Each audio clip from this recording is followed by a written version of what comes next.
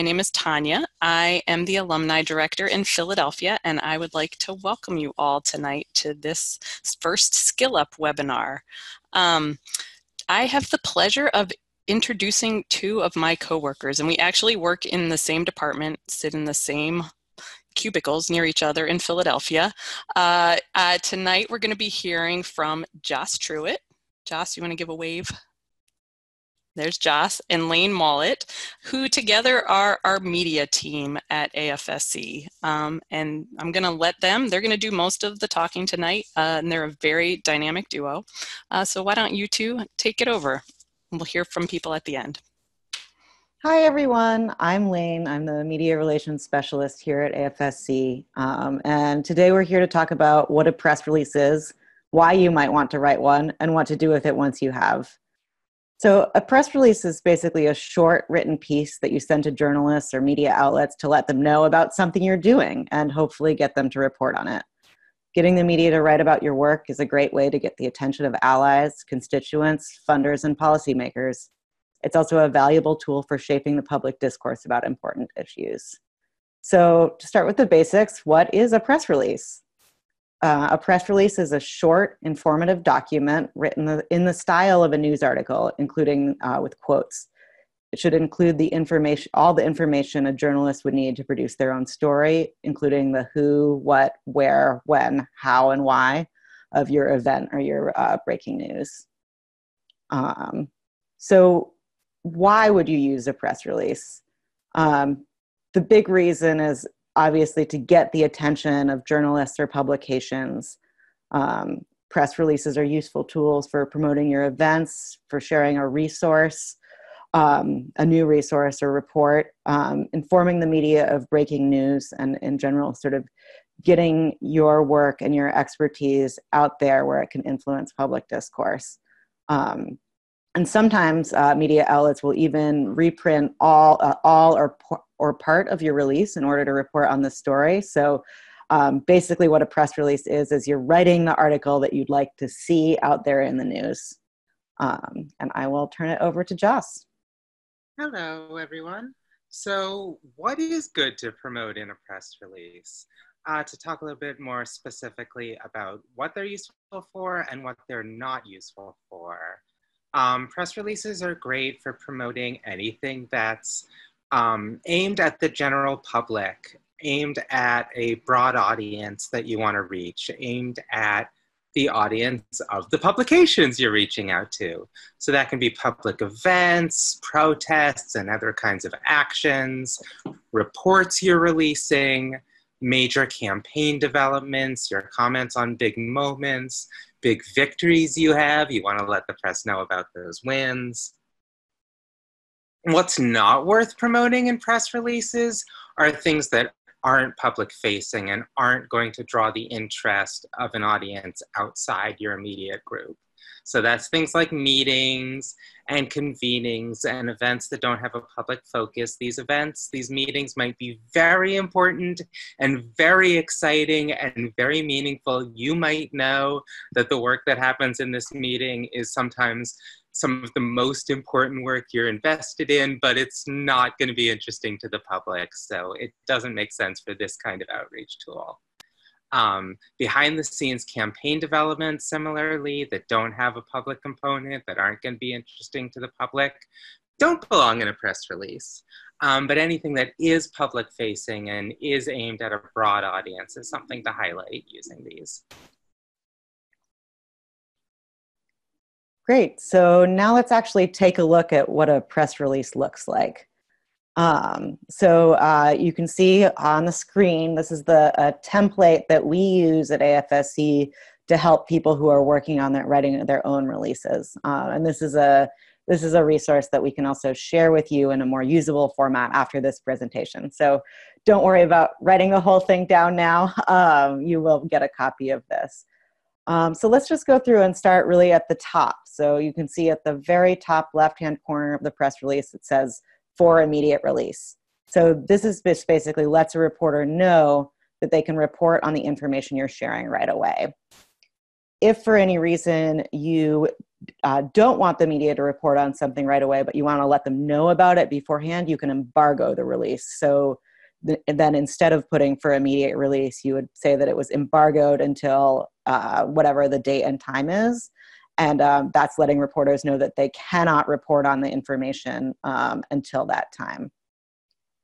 If you just look down from there, the next thing you see is the press contact. You see you want their name, organizational affiliation if they have one, email, and phone number. That should be whatever phone number is best to reach them on. The press contact is the person you want the media to reach out to if they want more information about the story that you're pitching them.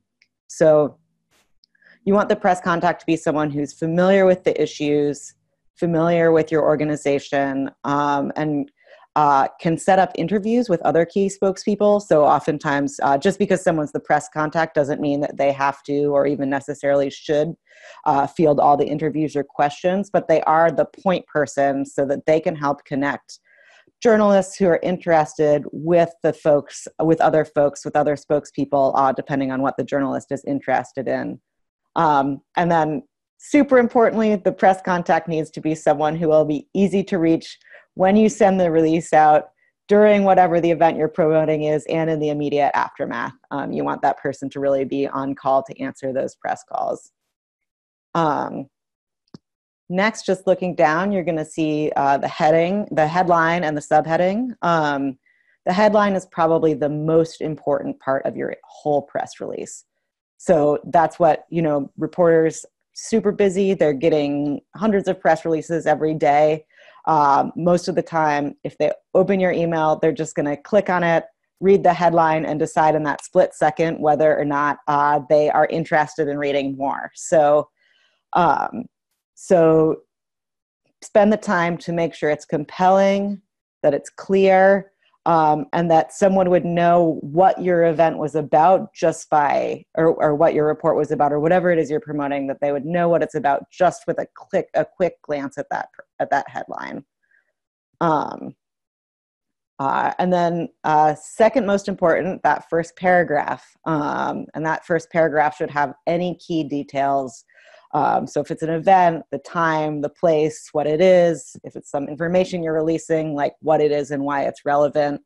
And also the first or second paragraph really should do some work to make the case that what it is that you're sharing is newsworthy. And the rest of the press release should include both facts about what's happening and quotes from members of your organization or other relevant people to provide the context and framing to give journalists what they need to understand what you're talking about. Press releases should be written in a neutral or journalistic style, not in an editorial style. So that means that you're going to write as though you're just reporting on the event, even though clearly you're actually probably promoting something that you care deeply about, have opinions about, et cetera. Really in a press release, you're going to use the quotes as a place to express opinions and tell the journalists and hopefully the public what you want them to think or do about the issue. And you want to make sure that your release makes it clear who your event is for, what your campaign is about, why it might be relevant for the media. So for example, how it connects to something that's in the news right now. You're going to get a lot more traction with a press release if it's connected to something that is current and relevant that reporters are already interested in, or you can convince them that they should be interested in it, that it's connected to issues that people care about. And remember that a reporter might not know anything about your issue, so be sure that the release contains information that they need to understand what you're talking about. And it's always good, especially as you're sort of getting started with doing media work, to have someone who doesn't know anything about your organization or your issue or whatever read through it and ask them if it gives them a sense of what it is that you're trying to say. Because I know a lot of the time, especially as activists, as advocates, we tend to use a lot of insider language and assume that other people know what it is that we're saying, and journalists definitely do not always know. So take the time to make sure that you've explained it to them. And then just getting to the bottom, you can see those 3 hash marks at the bottom. Those are just used to signify that the press release is over. And you can include below that whatever sort of boilerplate about your organization or your partners or whatever sort of little additional info you want the press to have that's not part of the body of your release. It's also a place where organizations or individuals will often link to their website. So just to recap, you want to keep it short, ideally one page, written like a news story with good, solid quotes. You want to include your contact information for your spokesperson. You're going to put the most important details in the first paragraph. You're going to remember that the headline is key. It should capture the larger frame of the news, pull reporters in, and communicate the relevance and timeliness of the story. You're also going to want to use short sentences and paragraphs and use language that's accessible to the general public. So your paragraphs in a press release, you want them to be like 1 to 4 sentences long, and really keep it short, keep it to the point, and keep it readable. And then the quotes, you're going to use compelling quotes that you'd be really, and you always want quotes in a press release. The best case scenario is that those quotes actually get used in a news story. So make sure that you take the time to invest in creating or soliciting quotes that really get to the heart of what it is that you're trying to say. This next one should be obvious, but you got to proofread. Make sure there's no typos, and especially fact checking is critical because you're trying to build yourself up, build relationships with journalists as a credible source. So those factual inaccuracies can really have a negative impact on those relationships or on the likelihood that a journalist will call you in the future. And finally, press releases use AP style in the same way that a newspaper or magazine would. So now I will pass it off to Joss. So now that you've written your fantastic press release, thank you, Layne, for walking us through that, what do you do with it? You send it to reporters. So you're going to distribute your press release to the press and to other people who might be interested as well. You can find contact information for journalists on the Googles. You can also find it on the Twitters. The internet's a great tool for figuring out the reporters who are covering your issue. So looking for stories in your area on the topic that you're promoting, and for finding the contact information for those reporters. Sometimes you can find it on their stories, but if not, you can usually do a minimal amount of searching and find information. If there's constituents, key members, or coalition partners who you need to highlight something to, you can distribute to them as well. You want to send out press releases to reporters, giving them enough time in advance so that they can plan for and report on the story, but not too much time so that they'll forget about it. So about a week is good in terms of the furthest out advance time to promote something. If you are sending something out that far in advance, we definitely recommend sending a follow-up, sending a reminder, and you can just send the same press release again, just updating anything that needs updating the day before to remind folks about the event, the action, whatever it is you're promoting. If something needs to be kept confidential, as Layne mentioned, you'll write embargoed at the top. Something we've run into with folks who haven't done a lot of press releases is leaving both for immediate release and embargoed at the top of the press release, which is confusing because they mean the opposite. So you want to say one of those things and not the other. If information needs to be confidential, say embargoed, and then you're basically following code of ethics. Journalists aren't supposed to reveal that information. If it can be public immediately and you want the information out there and there's nothing that needs to be confidential for immediate release. You want to send the release, and if it's embargoed, you want to send it out a day or two before, not as much advance lead time for the information to leak. You want to send press releases out during normal business hours, ideally. Sometimes something major breaks on a weekend that you can't avoid. We can't always control the news cycle or what's happening with events with our work, but ideally you're contacting press during business hours. You're not contacting them at 4:55 p.m. You're contacting them earlier in the morning. In fact, 8 o'clock is often better than 9 o'clock for sending out a press release, but that doesn't mean that you have to do that. Fridays are also not a great time to contact the press. This used to be because it was a quieter time in the news cycle when people were getting ready for the weekend editions. Now everyone is waiting in fear for whatever horrible news will drop at the end of the day on Friday, because that's the world we live in now. But either way, Fridays are not the best time. Morning is the best time. Weekdays are the best time that aren't Friday. If you're aiming for weekend news coverage, also account for lead time on that. Weekend editions often have more prep time involved. When you distribute the release, you should paste it directly into an email. You don't want to attach a PDF or a Word document. You don't want to create any barriers for the people you're contacting to get the information they need, or any reasons for things to slip into their spam folders. So paste the text right into the email. You can also use press releases on your website, post them publicly if you're trying to share the information more broadly. If there's reporters who you are reaching out to in particular, you think there's a good chance of them covering your story, or you really want them to cover your story, it's a good idea to include a personal note on the top of the press release. Press releases can be a very formal type of communication, and it's a useful tool because it gives reporters all the information they need to produce a story, but it can also be very boring. So, hi, Joe, how you doing? I thought you might be interested in this story. Let me know. Can often do a lot for you at the top of a press release.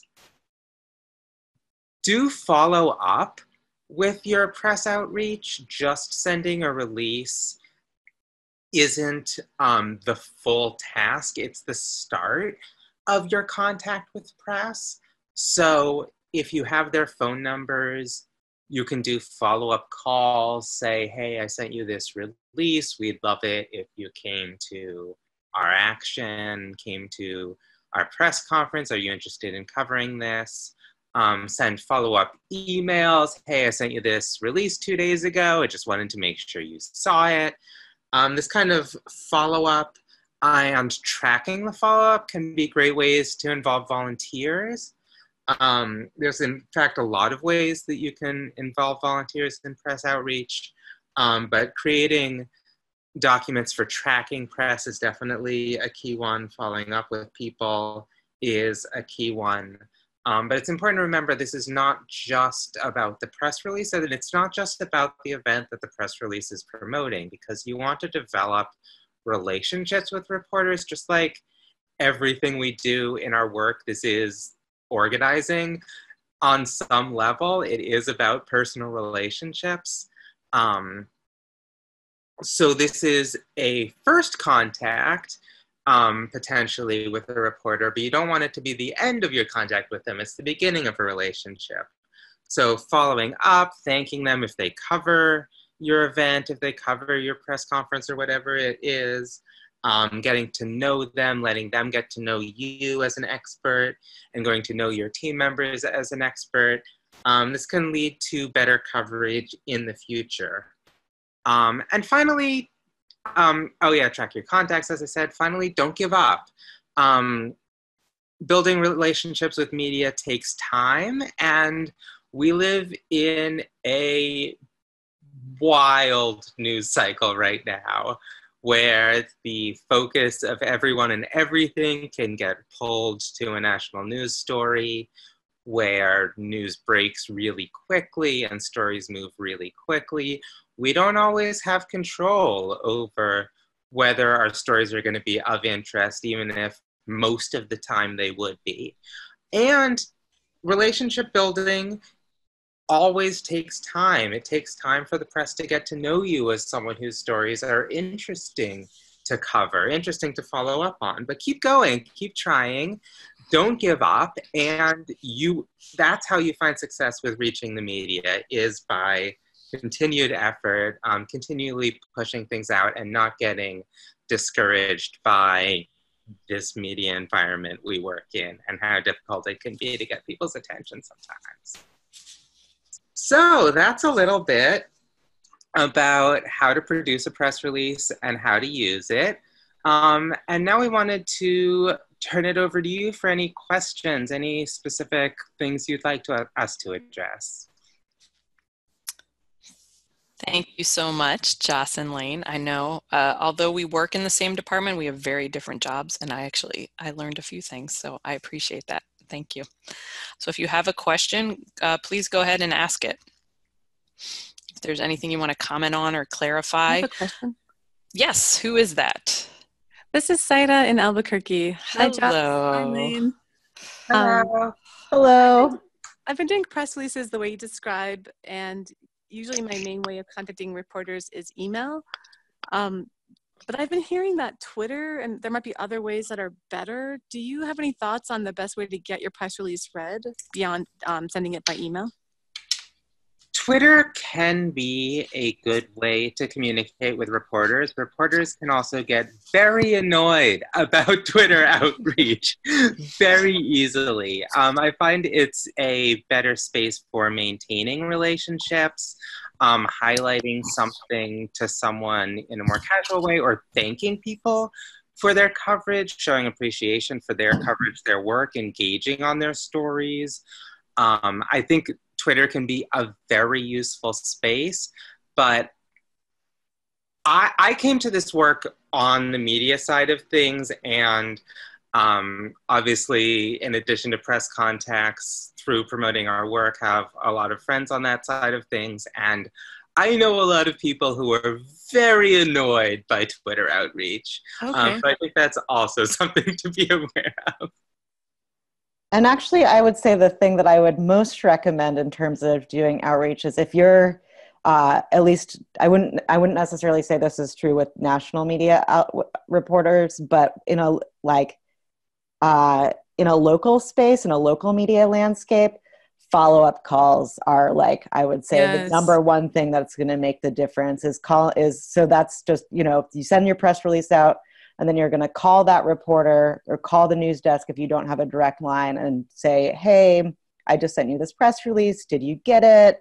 Here's a sentence or two about the event. If you get sort of pushed off to someone else, trying to figure out who the best person in the newsroom to talk to is about the issue, if the first person doesn't want to talk to you, and see if you can get them on the phone and get a commitment or at least an interest in coverage. And that can be also a great way to build relationships with reporters.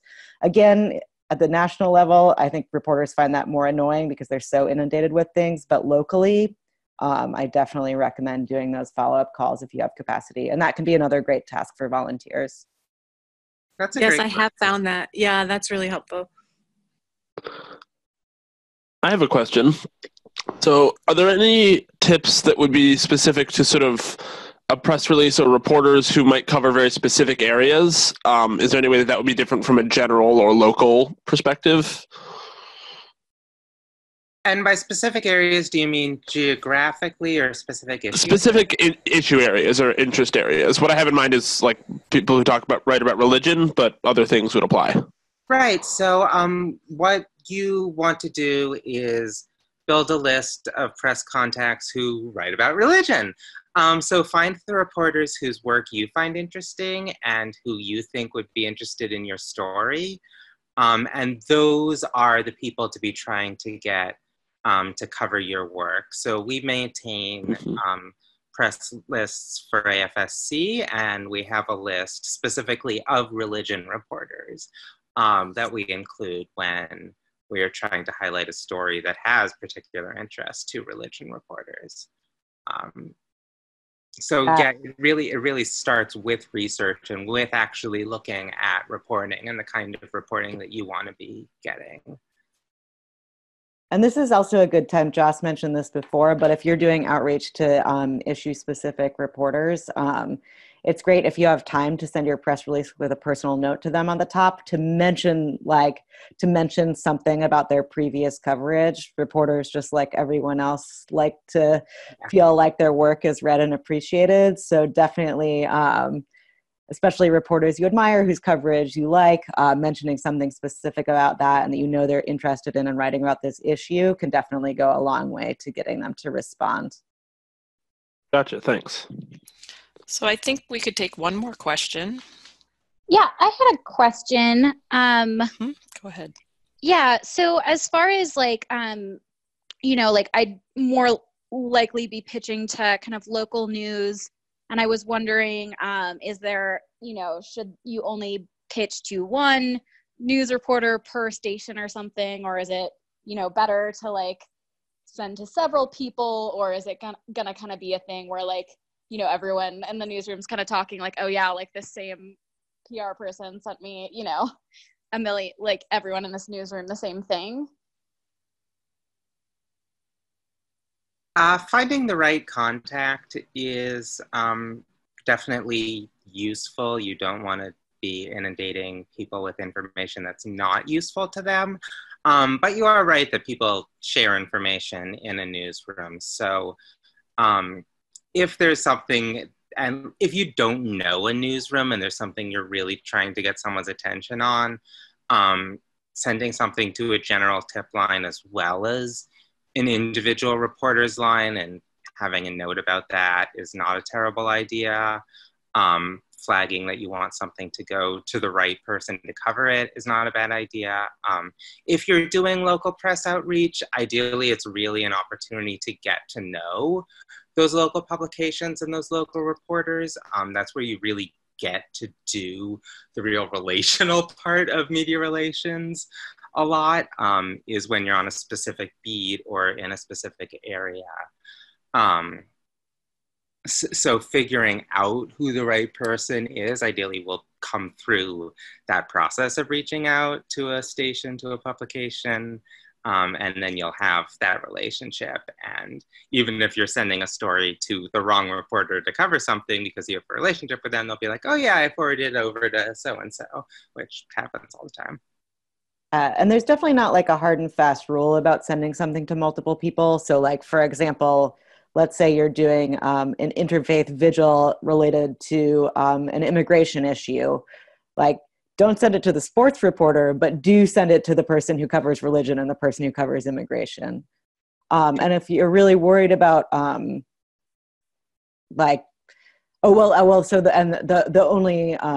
the exception to that would be if you're ever like sort of promising someone exclusive coverage, then you're going to want to be much more careful about sort of like what you're offering. But definitely the assumption is if you're distributing a press release really widely that you're going to be sharing it with multiple journalists or multiple outlets, and that's not exclusive to the individual person you're contacting. And yeah, you can make decisions about that based on like, are you trying to get a couple solid stories on this, or do you want every single publication across the US covering your story? In which case, we had a major protest that I was getting emails from people at the Washington Post being like, oh yeah, so-and-so brought this up in this meeting. So-and-so brought this up in this meeting, because we were sending something to everyone, and that's fine. People are often concerned about doing too much outreach, and you don't want to be a pain, obviously. But you are trying to get people's attention, and we see all of the outreach we do. The people who we're contacting might miss an email, so following up is great. Sending things to multiple people just to make sure they catch it is great. All right. Well, thank you all. I want to thank Joss and Layne again. Thank you both so much for this. And I want to thank everybody for joining us on our first Skill Up webinar. I appreciated hearing the questions. It sounds like there was something for people on this webinar. So I just want to mention that as a follow-up to this, we are going to send out the template press release. So if you signed up for this webinar, we'll send you an email. You'll get a copy of that. There's also a quick survey in that email, which is going to ask you some questions about this. It's 3 questions, so don't be horrified by a survey. It will take you a couple of seconds. But we would love to know what you thought about this webinar. And also, we're going to be doing 2 more. So it's a chance for you to say what else you would like to hear about. If there's some area or something you would like to learn about, it's your time to share that. So thank you all again. And we hope to see you in the future. So have a good night, everybody. Thank you. Thanks, everyone.